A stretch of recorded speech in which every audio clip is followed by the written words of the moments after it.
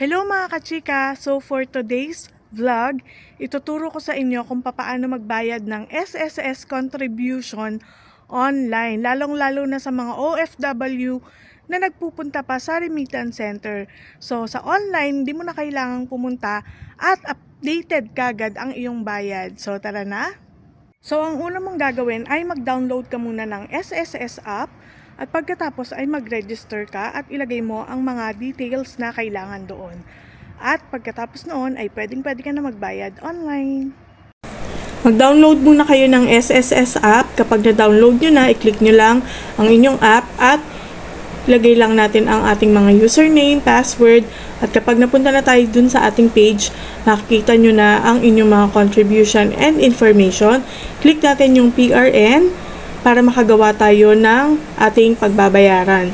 So kapag na-click na natin yan, ay ilagay lang natin yung mga tamang information, OFW or voluntary, kung anong period, like September, at September pa rin ang ilalagay natin, kung magkano yung ating babayaran or kaya nating bayaran. So ako 1,500 yung binabayaran ko, ang pinakabababa dito ay 1,200. Pwede rin kayo mag-add ng voluntary pension booster at kapag okay na ang information ay click generate na and lalabas na yan. Pwede nyo i-download at kapag na-download nyo na, click yung back and click nyo yung pay. So kapag na-click nyo na yung pay, click nyo yung yes and then mapupunta na tayo sa payment method. Click nyo yung GCash kung GCash, Paymaya or credit card.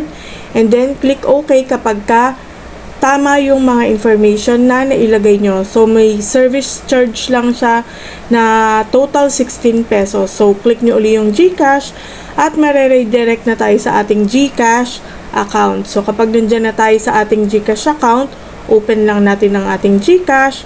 At kapag na-open na, ay lalabas na yung ating pagbabayaran.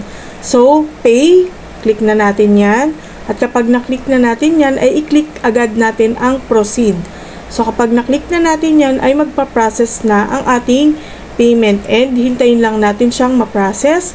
So, ayan na, pwede nyo nang screenshot yan para sa inyong record and i-click nyo lang yung back sa baba.